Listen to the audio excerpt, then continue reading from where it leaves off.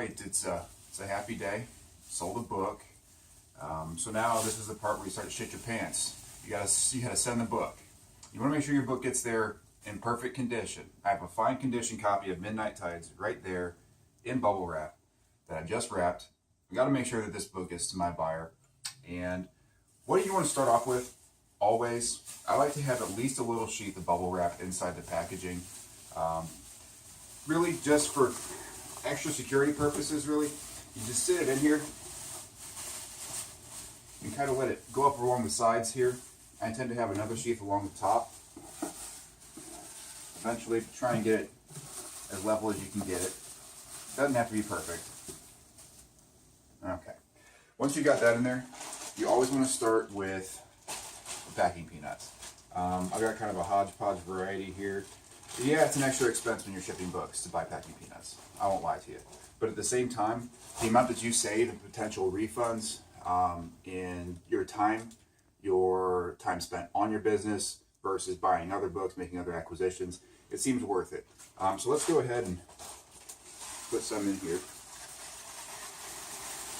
All right. So we've got a decent amount of packing peanuts in here. Okay, so if you take a look here, you'll see we've got a decent sheath of packing peanuts in here. It's about maybe 2 to 3 inches worth, just about. I think that's about right. Some people I've seen will go with like 1 inch, maybe 1.5 inches, and that's fine. You can probably get away with it. I like to play it extra safe, so I go ahead and do that. Take a book, pop her in there, and so now we've got a lot of space along the sides. Got space between the top of the packaging and the top of the book.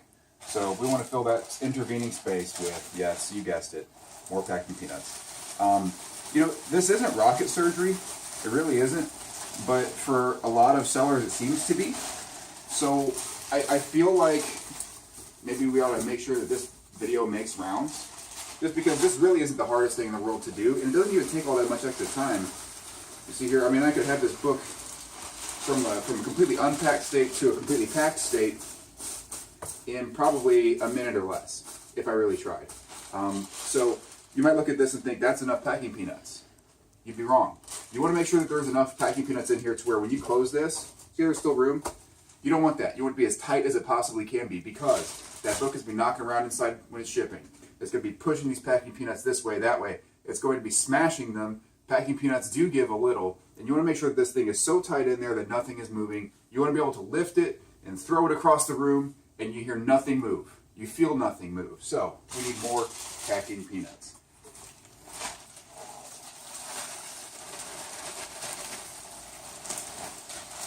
Now, don't get me wrong. I'm not sitting here saying I'm some kind of like packing saint, prodigy or some such. I've made mistakes in shipping too, but this is just what I've learned works best over time.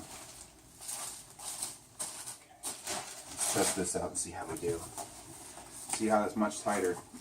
Is it tight enough? I don't think so. A little bit more.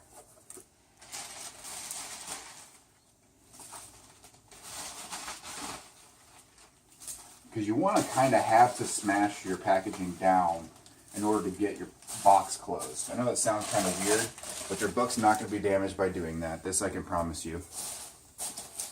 So, yeah, that's about right. Okay, packed real tight in there. Now, one last step, and I don't know if I have any ready just now, but yeah, I do. Okay, I do like to have another little bit of bubble wrap along the top, just because, you know, I feel like it protects against the elements. Worst case scenario, if it doesn't do anything, well, you've wasted literally like 10 cents worth of bubble wrap.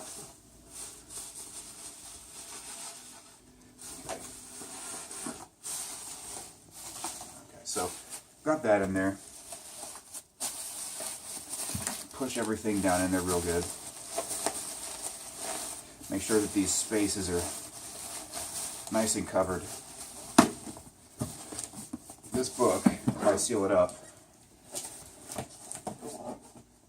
nothing's moving in there. Nothing at all. It's ready to go. as far as taping the top of it goes, that part, that's really self-explanatory. Make sure you're using packing tape.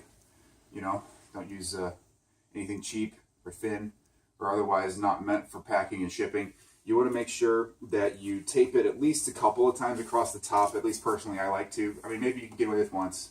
That's fine. I just like to make sure if there's any gaps, like this right here, I want to make sure there's a little bit of tape over it, or that right there. I am reusing a box, and there's better situations out there than reusing a box, but at the same time, I feel like I pack well enough to where I'll get away with it. It's perfectly fine. I have never yet, in about a year and a half of selling on eBay, had to issue a refund because of my packaging. I've never had to issue a refund in general. So I think that at this point I've figured out what's working best for me.